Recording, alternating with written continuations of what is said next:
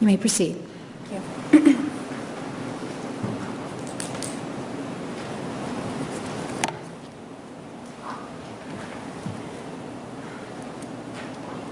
Some months back, while the first phase of this trial was ongoing, my mom visited me just like she'd been doing every week since trial began.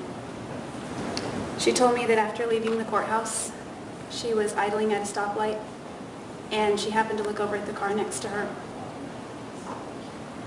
And Travis's siblings were in that car. My mom and I were silent for a few moments when she finally voiced exactly what I was thinking. She said, "I know they're going through hell." Yet nothing drove that point home for me more than when I heard them speak last week. I never meant to cause them so much pain. When Stephen said he read on Travis's 3x5 card that it said, "Call Stephen," and that he never got that call. Travis used to write out his day on a flashcard. The last one he wrote said to call Stephen. I never got that call.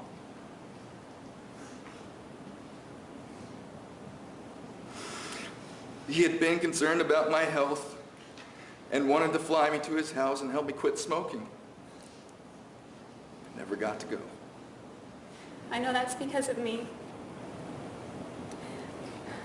And when Samantha showed us the last picture that she took with Travis,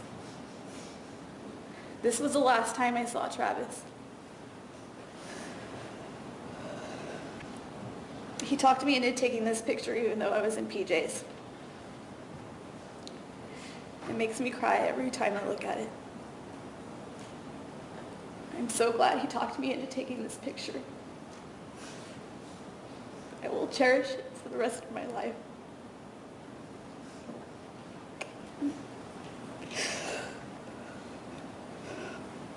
I know it's because of me that will always be the last picture that she'll ever take with Travis.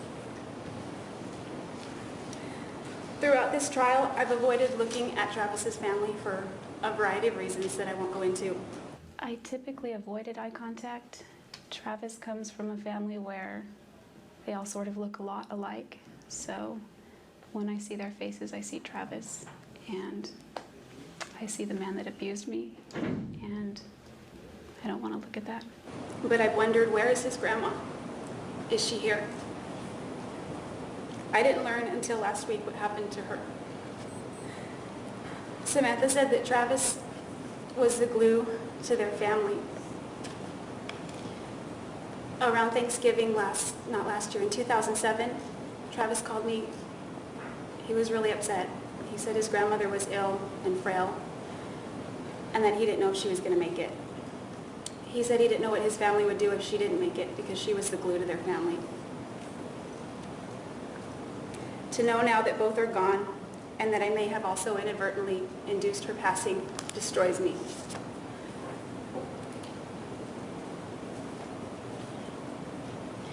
Every time I've had the thought or desire to commit suicide, there's one element that has almost always caused me to waver. They're sitting right over there. They're my family. At times, I've lost track of that element. For example, the incident I testified to when I took my razor apart at the Siskiyou County Jail. I managed to convince myself that they would get over the pain with time, and that in the long run I was doing them a favor by unburdening them of my presence in their lives.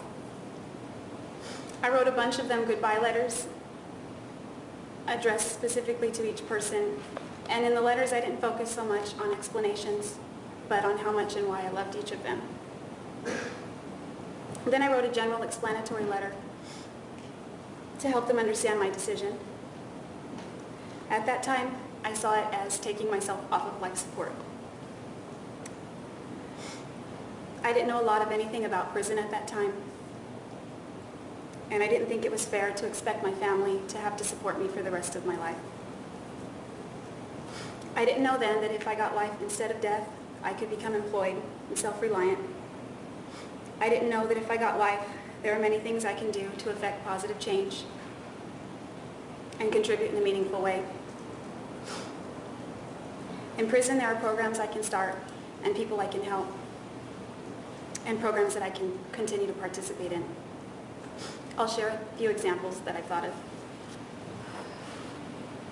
A few months before trial, and by that I mean jury selection, my hair was past my waist, and I donated it to Locks of Love, the nonprofit which creates wigs for cancer patients who've lost their hair. In fact, that was my third donation to that organization since I was arrested. If I'm allowed to live in prison, I will continue to donate to that organization for the rest of my life.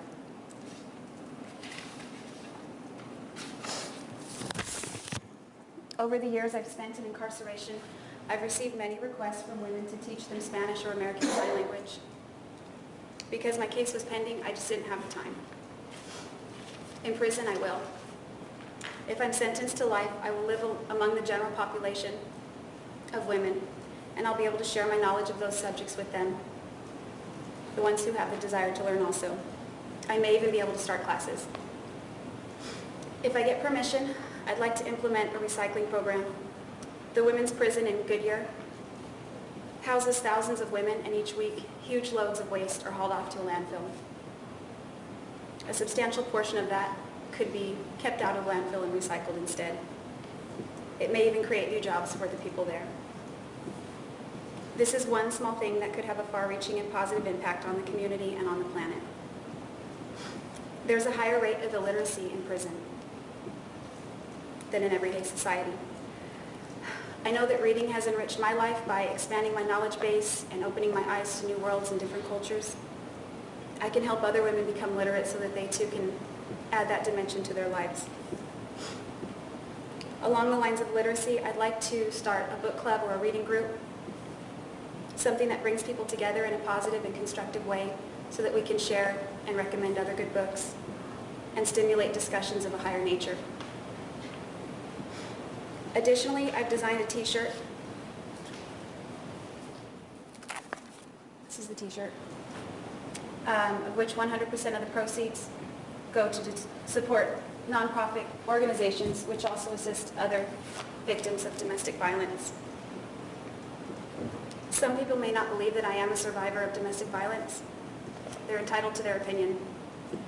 I'm supporting this cause because it's very, very important to me. These are only a handful of examples. I've never been to prison. I don't know from personal experience what it's like there.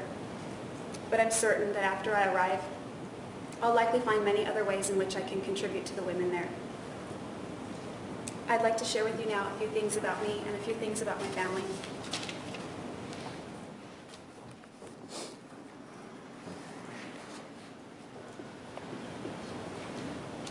When I was little, my mom took a lot of pictures of me.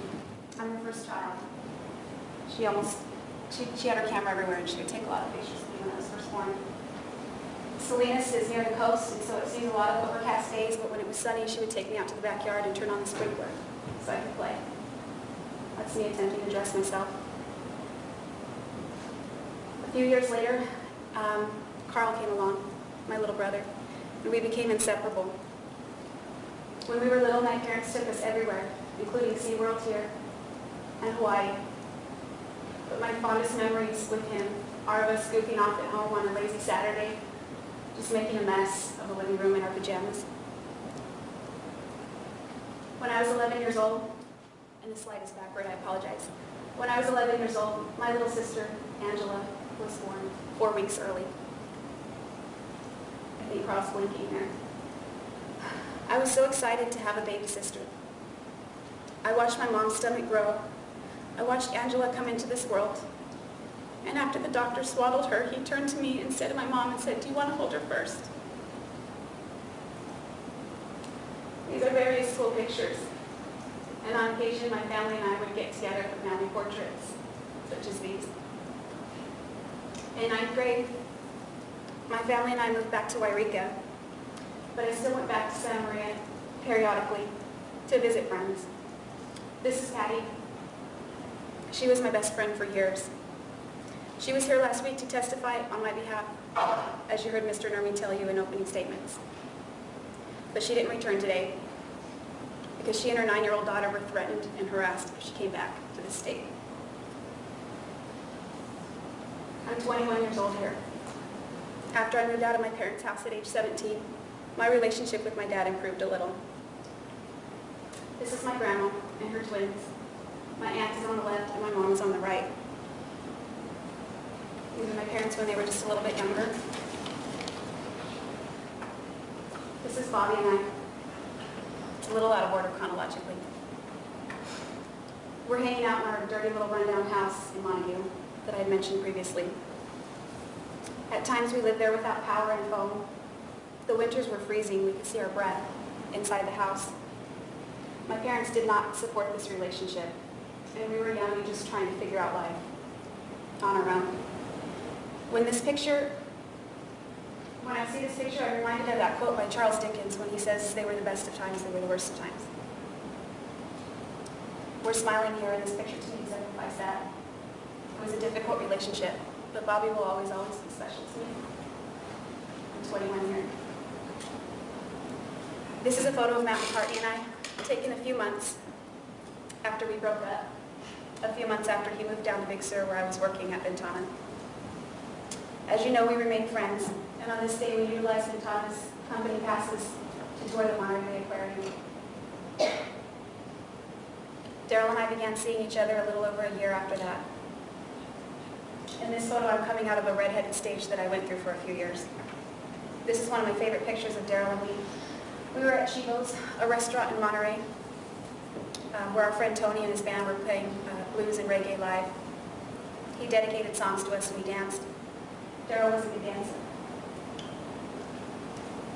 When we began dating, we started a yearly tradition in which we'd go camping every summer at this remote little campground. It's called Kirk Creek. It's south of Big Sur, in an area that the locals call the South Coast. This is Daryl, Jack, and I at Ventana. It's hard to see in this photo, but the ocean is in the background. It's on the terrace. After we bought our house in Palm Desert, we sought out some snow in the nearby mountains that first winter. We settled in and made a little life for ourselves for that span of time. Jack was always with us on the weekends. He took that picture of me. I made friends with my coworkers, and sometimes we'd go out after a shift just to chill and hang out. Daryl and Jack and I did a lot of things together. Here we rode the aerial tram in Palm Springs to the top of the San Jacinto Mountains. Daryl's ex-wife took this picture. We were all at Chuck E. Cheese's celebrating Jack's 7th birthday. Jack and I bonded. He's a great kid. I haven't seen him since June 3rd, 2008. I hear he's much bigger now, taller than me. My family and I still got together periodically for group portraits. These were taken at a park in Rodrigo.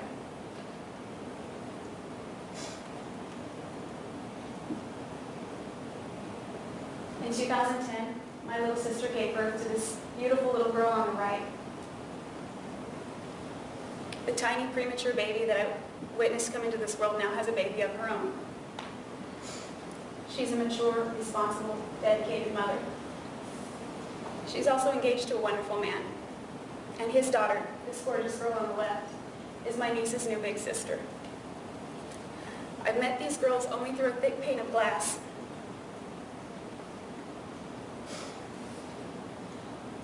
They get along like they've always known each other.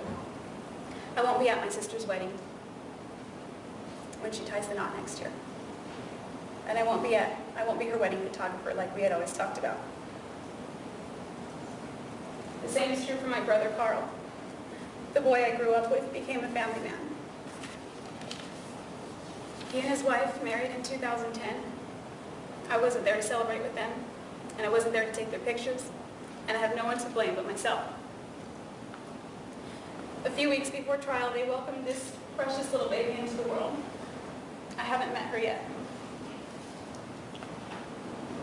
Until a few weeks ago, I had huge hopes of becoming a part of these girls' lives someday. My nieces are the closest I'll ever come to motherhood, because I'm not going to have children of my own.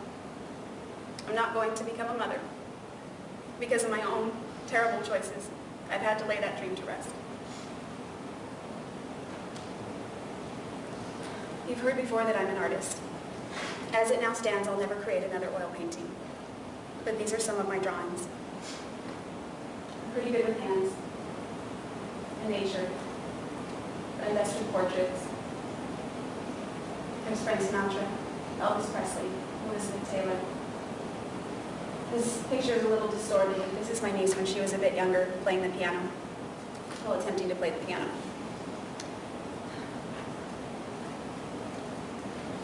My family and I have a lot of memories, especially ones like this at Christmas. We won't be creating any more of these kinds of memories together. This is how I used to spend the holidays with my family. It was Carl's idea to hold my portrait in this Christmas family photo taken a few years ago. My parents were there, my siblings were there, my brother's wife was there. From now on, this is how my family is going to spend the holidays with me.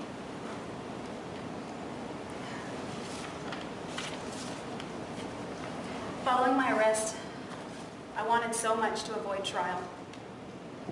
Not necessarily the outcome, although that's naturally not something I was looking forward to, but trial. All of the graphic, mortifying, horrific details paraded out into a public arena. Instead, I was hoping to go quietly into the night, whether off to prison or the next life. But with the amount of attention my case received early on, I felt in my ignorance that it was necessary to speak out. I got on TV and I lied. I lied about what I did, and I lied about the nature of my relationship with Travis. It's never been my intention to malign his name or character. In fact, it was a goal of mine to preserve his reputation. I didn't want to drag out Travis's skeletons or mine and explain my experiences with them. I didn't want to unveil all of those ugly text messages and emails and that awful tape. All these things which now stand as a public and permanent testimony of the darker aspects of our relationship. To 18 strangers, in front of Travis's family, in front of my family, in front of what feels like the whole world. It's never been my intention to throw mud on Travis's name. When I took the stand, I was obligated to answer the questions posed to me. And if you'll remember, many times I was quick to defend him in the same breath. I loved Travis, and I looked up to him. At one point, he was the world to me. This is the worst mistake of my life. It's the worst thing I've ever done. It's the worst thing I ever could have seen myself doing. In fact, I couldn't have seen myself doing it. Before that day, I wouldn't even want to harm a spider. I'd gather them up in cups and put them outside. To this day, I can hardly believe I was capable of such violence, but I know that I was.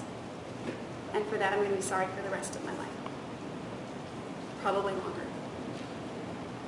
I was horrified by what I'd done, and I'm horrified still. In many ways, my family has also suffered a great loss.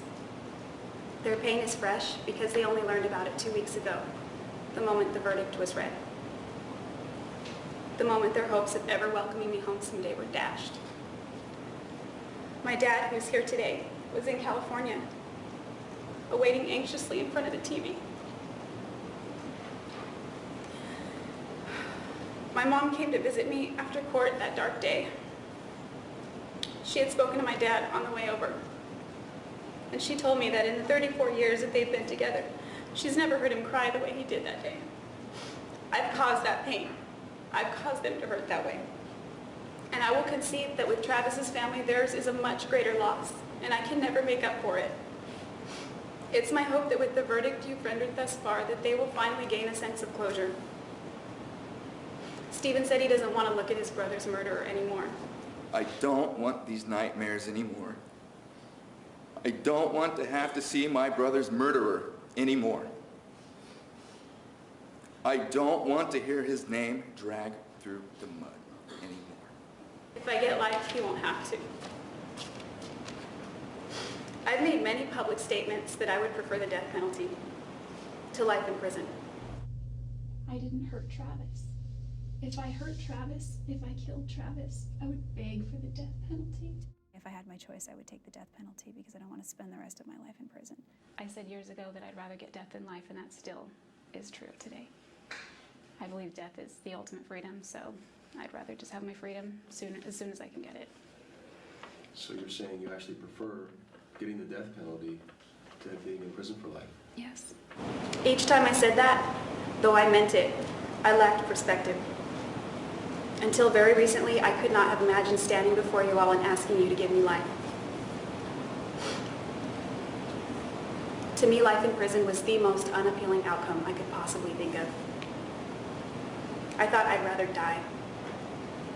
But as I stand here now, I can't in good conscience ask you to sentence me to death because of them. Asking for death is tantamount to suicide.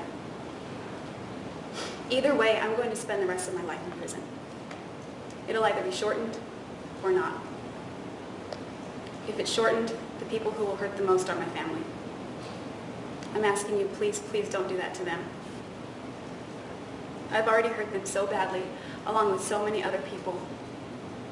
I want everyone's healing to begin, and I want everyone's pain to stop. Thank you.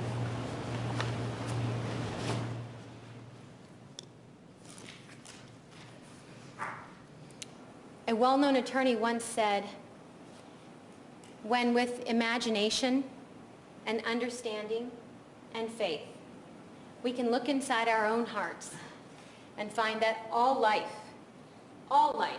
is worth saving, and that mercy is the highest attribute. We are asking you to find that Jodi's life is worth saving, and to have the ability to understand that despite her very worst deed, you can still show mercy and find that she still has value in her life and sentence her to a term of life in prison. Thank you. And though they've talked to you about the ages and they've talked to you about everything, when you take a look at that and you consider that, and you can consider victim impact statements when you make this determination, one of the things that you will take back with you is that Travis Alexander will never be more than 30 years old. That is his age. This individual in Exhibit 661